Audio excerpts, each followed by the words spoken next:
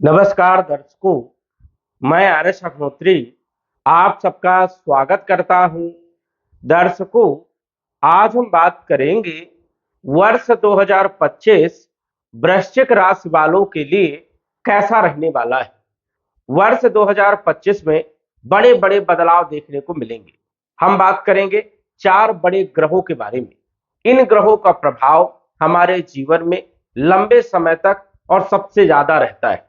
इन ग्रहों से ही हम जान सकते हैं कि आने वाला वर्ष हमारा कैसा रहने वाला है, क्या बदलाव देखने को मिलने वाले हैं।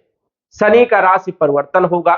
शनि 2.5 वर्ष के बाद जो है राशि परिवर्तन करेंगे और 30 वर्ष के बाद मीन राशि में गोचर करेंगे। राहु केतु का भी राशि परिवर्तन होगा। राहु केतु 18 वर्ष के बाद केतु सिंह राशि में और राहु कुंभ राशि में गोचर करेंगे। वही गुरु का भी राशि परिवर्तन होगा। वैसे तो देखा जाए कि वर्ष के प्रारंभ से ही गुरु वक्री अवस्था में गोचर करेंगे, जो कि 4 फरवरी 2025 तक गुरु वक्री रहने वाले हैं और मई के महीने में 12 वर्ष के बाद मिथुन राशि में गोचर करेंगे।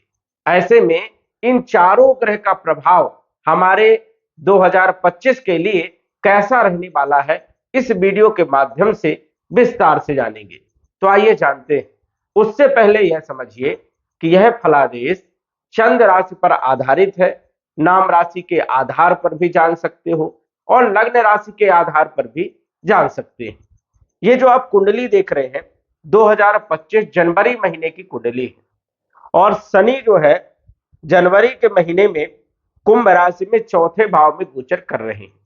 वृश्चिक राशि पर शनि की ढैया का प्रभाव भी है और शनि की ढैया 29 मार्च 2025 तक रहेगी। शनि की ढैया वैसे तो परेशान करती है।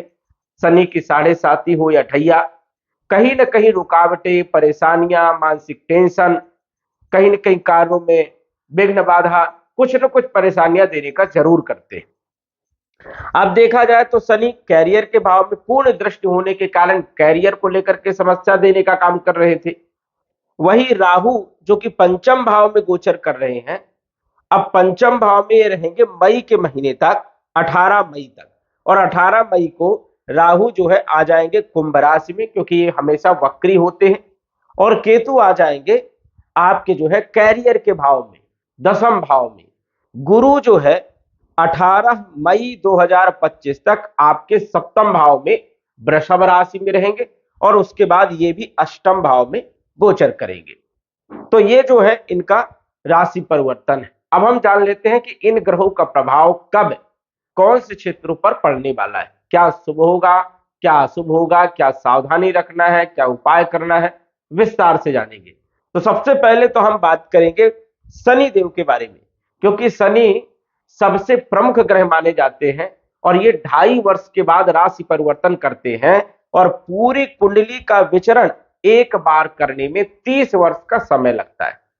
30 वर्ष में शनि जो है पंचम भाव में मीन राशि में आ रहे हैं। मीन राशि गुरु की राशि है और गुरु की राशि में शनि का जब भी गोचर होता है तो यहां पर बुरे परिणाम जो है कम देखने को मिलते हैं। चाहे कितनी भी खराब स्थिति हो, गुरु के घर में जब भी शनि का गोचर होता है तो कहीं ना कहीं जो है राहत देने का काम करते हैं।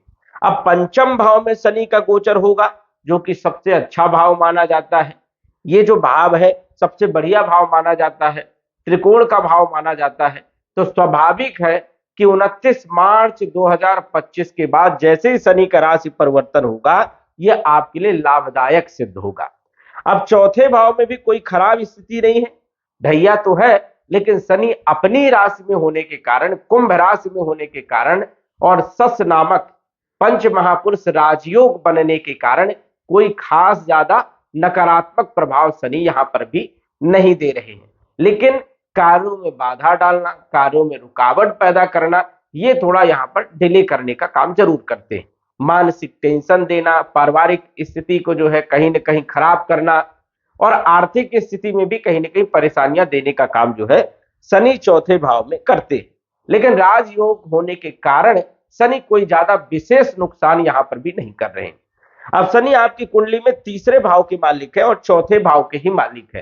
तो शनि बल पराक्रम में वृद्धि करने का काम भी करते हैं मेहनत बहुत करवाते हैं, संघर्ष भी बहुत करवाते हैं, क्योंकि संघर्ष के मालिक है और चौथे भाव के भी मालिक है। तो भूमि, भवन, प्रॉपर्टी, मकान और वाहन का सुख भी देने का काम करते हैं। वही यदि हम बात करें, यही शनि जब पंचम भाव में आ जाएंगे तो केंद्र, त्रिकोण, राजयोग बनाने का काम करेंगे। मतलब यहां पर भी बहुत अच्छी स्थिति शनि की रहने वाली है। अब ढैया के कारण शनि नकारात्मक प्रभाव तो जरूर देते हैं। हालांकि शनि की स्थिति बढ़िया है तो उतना बुरा प्रभाव देखने को नहीं मिला, लेकिन ढैया में परेशानियां होती है। अब ढैया से आप मुक्त हो जाएंगे 29 मार्च 2025 को, और शनि पंचम भाव में आ जाएंगे, सबसे अच्छे भाव में गोचर करेंगे, त्रिकोण के भाव में गोचर करेंगे और केंद्र, त्रिकोण, राजयोग भी बनाएंगे, क्योंकि ये केंद्र के मालिक है और त्रिकोण भाव में गोचर करेंगे। तो स्वाभाविक है कि शनि यहां पर जबरदस्त लाभ देने का काम करेंगे। दूसरी बात यह है कि गुरु के घर में गोचर करेंगे, तो वही स्थिति आपकी रहेगी, बल पराक्रम में वृद्धि करेंगे, कम्युनिकेशन वाले क्षेत्रों में अच्छा लाभ देने का काम करेंगे। जो लोग आईटी सेक्टर में है, इंजीनियरिंग फील्ड में है, नेटवर्किंग क्षेत्र में है, या फिर लेबर कार्ड से जुड़े हुए काम कर रहे हैं, मल्टीनेशनल कंपनी में जो है जॉब कर रहे हैं, इन क्षेत्रों में शनि अच्छा जो है प्रभाव डालने का काम करेंगे। जो लोग रियल एस्टेट में है, कंस्ट्रक्शन का काम करते हैं, मशीनरी से जुड़े हुए काम करते हैं, पार्ट से जुड़े हुए काम करते हैं, एक्सपोर्ट इंपोर्ट से जुड़े हुए काम करते हैं, या ठेकेदारी से जुड़े हुए काम करते हैं, या फिर जो है सरकारी राजनीति क्षेत्र से जुड़े हुए हैं, तो जबरदस्त लाभ देने का काम जो है शनि पंचम भाव में 2025 में पूरे वर्ष देने का काम करेंगे। और भूमि, भवन, प्रॉपर्टी का लाभ भी देंगे, मकान खरीद सकते हो, वाहन खरीद सकते हो, तो ये सुख भी आपको जो है मार्च के बाद मिलने वाला है। तो शनि की स्थिति आपके लिए काफी बेहतर है, और जो ढैया आपकी चल रही है, जो परेशानियों का कारण होती है, वो समाप्त हो जाएगी। तो ये बड़ी राहत वाली खबर आपके लिए रहने वाली है। इसके बाद यदि हम बात करें राहु के बारे में, तो राहु जो आपके पंचम भाव में गोचर कर रहे हैं, हालांकि यहां पर राहु का गोचर उतना खराब नहीं माना जाता है, क्योंकि भाव अच्छा है, और भाव अच्छा होने के कारण ज्यादा यहां पर भी राहु दिक्कत परेशानियां नहीं देते। लेकिन कुछ क्षेत्रों में परेशानी, जैसे पेट में समस्या रहना, गैस एसिडिटी की प्रॉब्लम रहना, शिक्षा में अचानक सडल प्रॉब्लम आ जाना, पढ़ाई लिखाई में मन नहीं लगना, फोकस आपका ना बन पाना, भ्रमित रहना, कंफ्यूज रहना, मानसिक टेंशन बना रहना, स्वास्थ्य को लेकर के दिक्कत देना, ये परेशानियां भी यहां पर देने का काम करते हैं। और राहु जुआ, लॉटरी, सट्टा, शेयर मार्केट में कम लोगों को फायदा देते हैं, यहां पर जब गोचर करते हैं नुकसान ज्यादा लोगों को देते हैं, और इन क्षेत्रों में रुचि बढ़ाने का भी काम जो है राहु करते हैं। तो ये स्थिति यहां पर रहने वाली है 18 मई 2025 तक। 18 मई 2025 तक यदि आप जुआ, लॉटरी, सट्टा, शेयर मार्केट से जुड़े हुए काम कर रहे हैं, बड़ी सावधानी आपको रखना है, क्योंकि बड़ी स्थिति यहां पर बनाते हैं, या तो नुकसान की या तो फायदे की। तो यहां पर अधिकतर नुकसान देने का काम करते हैं, शिक्षा में सडल प्रॉब्लम देना, और लॉ लाइफ की स्थिति को भी कहीं ना कहीं जो है पहले जोड़ना, बहुत ज्यादा बढ़ा देना, और फिर उसको जो है खत्म करने का काम करना। तो ये स्थिति यहां पर राहु करने का काम करते हैं। अफेयर करवाने का भी काम यहां पर राहु करते हैं, एक से ज्यादा अफेयर करवाने का काम पंचम भाव में राहु करते हैं। संतान पक्ष की चिंताओं को बढ़ाने का काम भी पंचम भाव में ही राहु करते हैं। तो यहां पर कुछ चीजों में परेशानियां भी उत्पन्न करने का काम करते हैं, लेकिन बड़ा प्रॉफिट हो जाना, सडल लाभ हो जाना, अचानक धन की प्राप्ति हो जाना, अचानक कैरियर ग्रोथ करने लगना, ये भी राहु यहां पर करवाने का काम करते हैं। राहु एक अस्थिर ग्रह है, इसलिए कोई भी चीज स्थिर नहीं रहेगी। आज यदि आपका व्यापार बढ़िया चल रहा है तो कल खराब हो सकता है, आज खराब चल रहा है तो कल अच्छा होगा। तो बदलाव यहां पर राहु करते रहते हैं। तो राहु यहां पर जो है दोनों साइड चलते हैं, इसलिए जो है यहां पर समझ पाना मुश्किल है। लेकिन 18 मई को यही राहु जब आपके चौथे भाव में आ जाएंगे तो कुछ क्षेत्रों में अच्छे लाभ भी देंगे, और कुछ क्षेत्रों में यहां पर भी परेशानियां उत्पन्न करने का काम करेंगे, क्योंकि चौथे भाव का राहु एंजाइटी देने का काम करता है, मानसिक टेंशन भी देने का काम करता है, लेकिन कैरियर में बहुत ऊंचाई तक पहुंचाने का काम करता है। और जब प्रेशर बनेगा, आपके ऊपर दबाव बनेगा, तो समझ जाइए कि काम जो है बहुत ज्यादा है, काम बढ़ जाएगा, और अर्निंग आपकी बढ़ जाएगी, कहीं ना कहीं जो है पद में बढ़ोतरी करेगा राहु, राजनीति में सफलता देने का काम करेगा, सरकारी क्षेत्रों में या ठेकेदारी से या अन्य 2 नंबर वाले क्षेत्रों में अच्छा सक्सेस करने का काम करता है। और जनता का सपोर्ट दिलवाने का काम यहाँ पर राहु करता है। लेकिन एंजाइटी जरूर देता है, टेंशन जरूर बना रहता है, माता के स्वास्थ्य पर बुरा प्रभाव भी डालने का काम करता है और माता के स्वभाव में भी जो है उग्रता लाता है, संबंधों में भी कहीं ना कहीं तनाव बनाने का काम करता है। तो यहाँ पर कुछ निगेटिव और कुछ पॉजिटिव। पॉजिटिव ये है कि आपका कैरियर को बेहतर बना देगा, कैरियर में अचानक पद में बढ़ोतरी, प्रमोशन देने का काम, अचानक लाभ देने का काम यहां पर करता है। तो ये समझ जाइए कि राहु की जो पंचम भाव में स्थिति थी वही स्थिति आपकी चौथे भाव में भी होने वाली है 18 मई 2025 के बाद। कोई खास यहां पर ज्यादा लाभ और नुकसान वाली स्थिति नहीं है, दोनों ही रहेगा, लाभ भी होगा और चिंताएं भी रहेंगी, परेशानियां भी बढ़ेंगी। तो यहां पर भी आपको सावधानी रखना है। केतु जो है 18 मई को आपके कैरियर के भाव में आ जाएंगे, तो यहां पर जब केतु गोचर करते हैं तो थोड़ा कंफ्यूज भी कर देते, एक साथ कई सारे कारोबार ला सकते हैं आपके दिमाग में, एक साथ जो है नौकरियां के योग ज्यादा बना सकते हैं, एक नौकरी कर रहे हैं उससे और अच्छी नौकरी आपको मिलने का योग बनेगा या अपॉर्चुनिटी आपको मिलेगी, तो वहां पर ये कंफ्यूजन भी डालने का काम करते हैं। यहां पर आपको डिसीजन जो है बहुत सोच समझ करके लेना है। हालांकि केतु जो है दसम भाव में राजनीति वाले क्षेत्रों में, ठेकेदारी वाले क्षेत्रों में, स्वयं के कार्यों में अच्छा ग्रोथ देने का काम करते हैं। तो ये स्थिति यहां पर आप समझ जाइए कि थोड़ा कंफ्यूज जरूर रहेंगे लेकिन लाभ जरूर होगा, कैरियर आपका बेस्ट करने का काम करेंगे, कैरियर में जो है प्रमोशन देने का काम करेंगे, प्रोग्रेस देने का काम करेंगे। तो ये आपके लिए बढ़िया रहने वाला है, एक अच्छी स्थिति आपके लिए रहने वाली है। वही यदि हम बात करें तो राहु जब चौथे भाव में गोचर करेंगे तो इनकी पांचवी दृष्टि अष्टम भाव में होने के कारण रिसर्च वाले क्षेत्र, ज्योतिष वाले क्षेत्र या फिर गुप्त धन देने का काम करेंगे। कैरियर में अचानक प्रमोशन हो जाना, अचानक पदोन्नति हो जाना, ऊंचाइयों तक पहुंचा देना और विदेश की यात्रा करवाने का काम जो है राहु करने वाले, देश विदेश की यात्राओं का अच्छा योग बनाएंगे। वही केतु धन भाव को देखेंगे, पांचवी दृष्टि से धन में अचानक बढ़ोतरी होना, धन में लाभ होना, आय के स्रोत बन जाना, कुटुंब परिवार की स्थिति को बेहतर करना, इनकी केतु की सप्तम दृष्टि चौथे भाव में होने के कारण भूमि, भवन, प्रॉपर्टी, मकान, वाहन से संबंधित लाभ देने का काम करेंगे। और छठे भाव में नवम दृष्टि केतु की होने के कारण रोग, ऋण और शत्रुओं को समाप्त करने का काम करेंगे। यदि शत्रु बढ़े हुए हैं या कर्जा आपके ऊपर बहुत ज्यादा चढ़ा है तो निपटारा करने का काम जो है मई के महीने से केतु करेंगे। तो ये आपके लिए बढ़िया है, अपॉर्चुनिटी देने का काम करेंगे। जिनके पास नौकरी नहीं है, नौकरी का योग बनाएंगे। जो लोग पहले से नौकरी में है तो उसमें जो है पदोन्नति हो सकती है, सैलरी में वृद्धि हो सकती है। तो ये स्थितियां केतु की रहने वाली। अब हम बात करेंगे गुरु के बारे में, जो कि सबसे महत्वपूर्ण ग्रह है।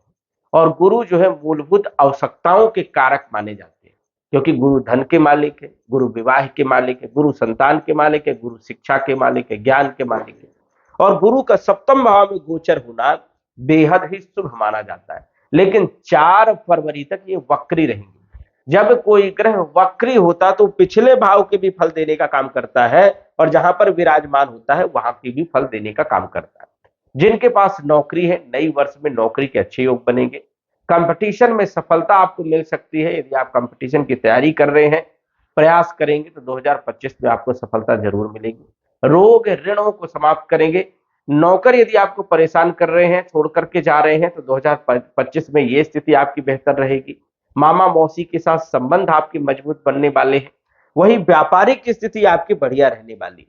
चाहे कोई भी व्यापार कर रहे हो, खाने पीने से जुड़ा हुआ, अनाज से जुड़ा हुआ, कपड़े का व्यापार, किराना store, general store, consultancy, management का काम या फिर मैन्युफैक्चरिंग का काम, इनसे जुड़े हुए बहुत सारे काम होते हैं जो गुरु के अंडर में आते हैं, तो सभी में लाभ देने का काम करेंगे।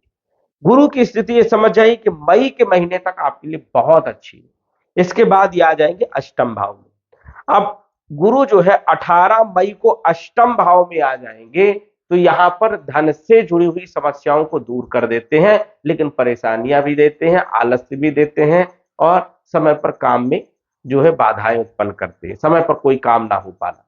तो यहां पर जब गुरु गोचर करेंगे तो विवाह के लिए, वैवाहिक जीवन के लिए भी थोड़ा दिक्कत रहेगी।